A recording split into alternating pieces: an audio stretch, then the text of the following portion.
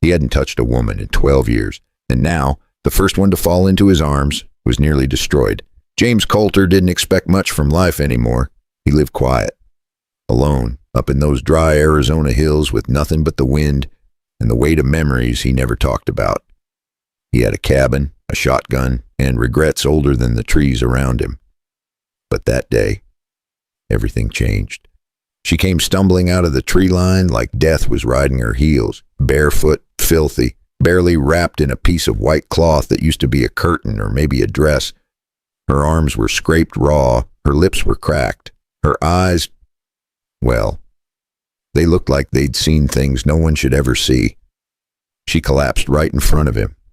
No scream, no name, just two whispered words as she clutched that filthy cloth to her chest. Please, don't. He froze. She wasn't bleeding much on the outside, but her body trembled like she'd just crawled out of a burning house. He took a step forward. She winced, but didn't pull away. That's when the cloth slipped just a little, and what he saw made his stomach twist. Her back looked like someone had tried to brand her with fire and shame. Burns, welts, deep, twisted scars in shapes that didn't belong on human skin. Symbols, letters, like someone had tried to write their name into her pain. James stumbled back. It wasn't the blood, it wasn't the wounds, it was the way she curled into herself like she'd learned to disappear. And for a moment, all he could see was Tennessee, the war, the girl he couldn't save, the one who looked at him with the same broken stare. He'd walked away once. He'd sworn never again. He took off his coat, slow and steady, and wrapped it around her like a promise. No words, no questions, just action. Then he picked her up and carried her away from whatever hell she'd come from. And for the first time in a very long time, he felt alive. He thought the worst had passed. He had no idea. The real storm was only just coming. The cabin was warm, but up in those hills, the night air still had a bite to it. It wasn't freezing, but after what she'd been through, even a summer breeze might have felt like ice on her skin. He laid her down gently on the old cot by the back wall. She didn't speak, didn't even try to cover herself up any more than she already was, just curled into herself, holding on to that coat he'd wrapped around her like it was stitched from safety. James didn't ask questions. He didn't want to spook her, and truth be told, he wouldn't have known where to start. So he did what men like him do when words feel like too much. He built a small fire in the stove, not because it was cold, but because the sound of it crackling gave the place a heartbeat. She didn't move much. Her eyes just scanned the cabin like she was expecting someone to burst through the door. Every noise outside made her flinch. Even the wind brushing against the shutters seemed to rattle her bones. James made coffee. It was bitter, strong, and older than he'd like to admit, but it gave his hands something to do. He sat at the table, watching the fire, sneaking glances toward her now and then, still breathing, still silent. But something about the way she gripped that coat told him she hadn't given up completely.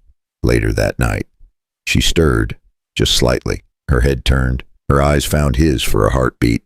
No words, no emotion, just connection, a flicker of something human buried deep under all that pain.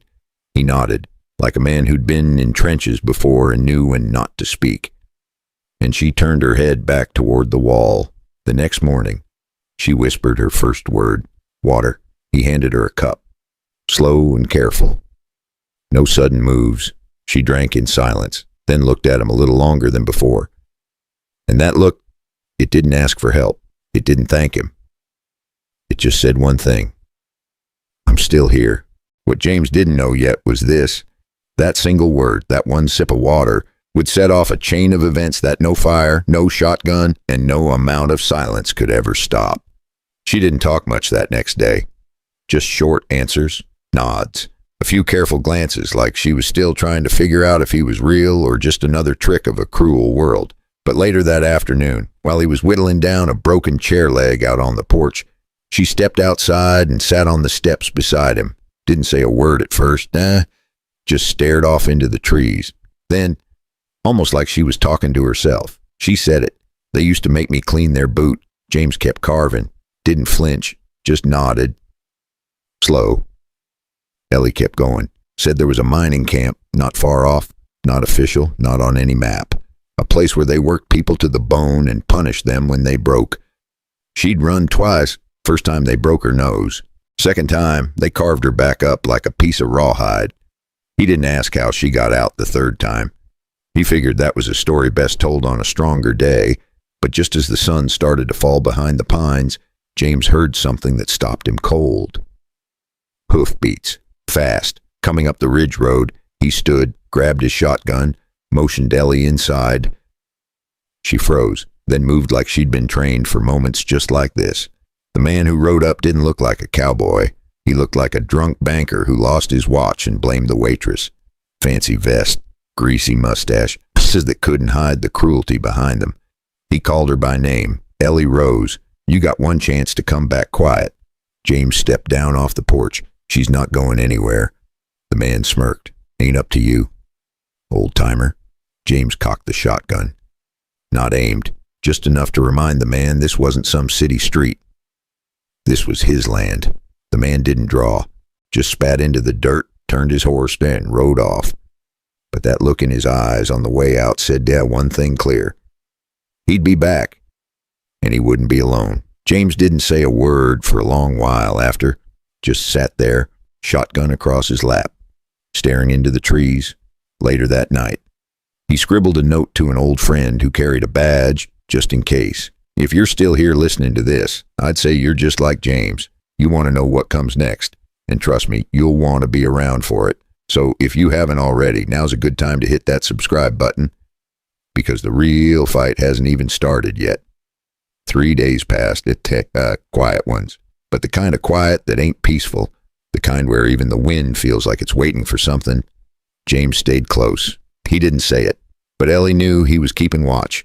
He didn't cut wood, didn't check traps, just cleaned that shotgun like it was Sunday morning and the world was about to go to hell.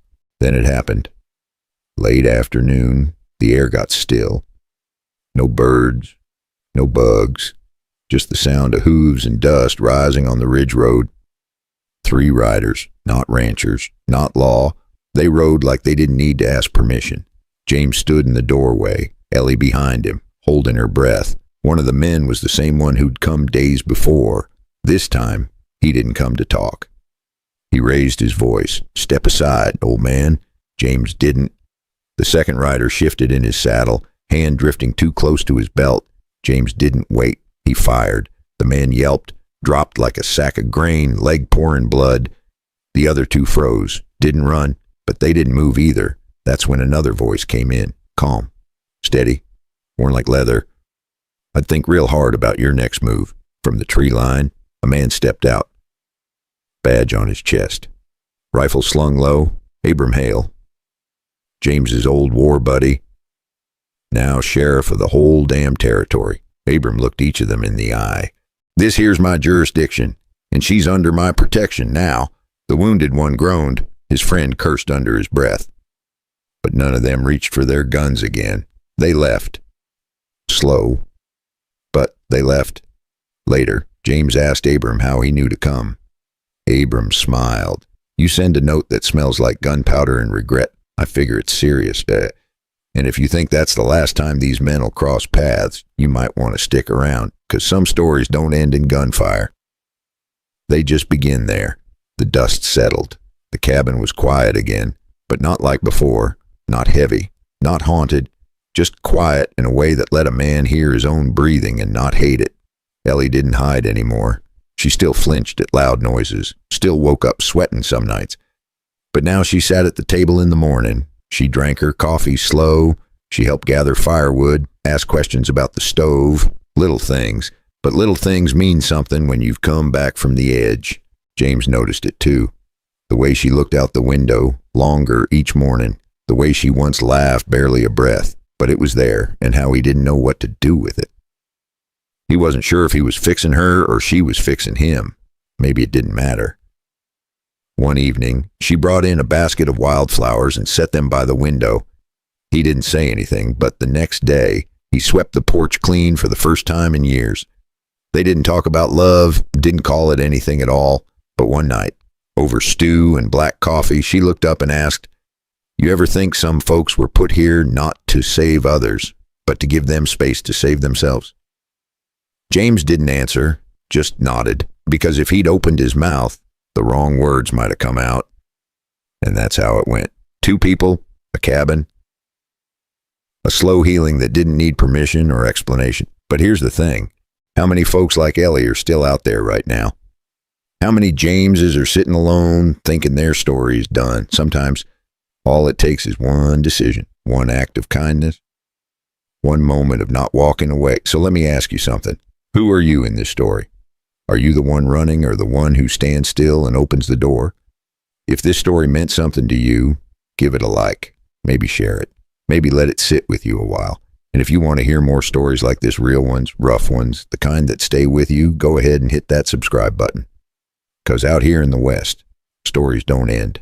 They just keep riding on.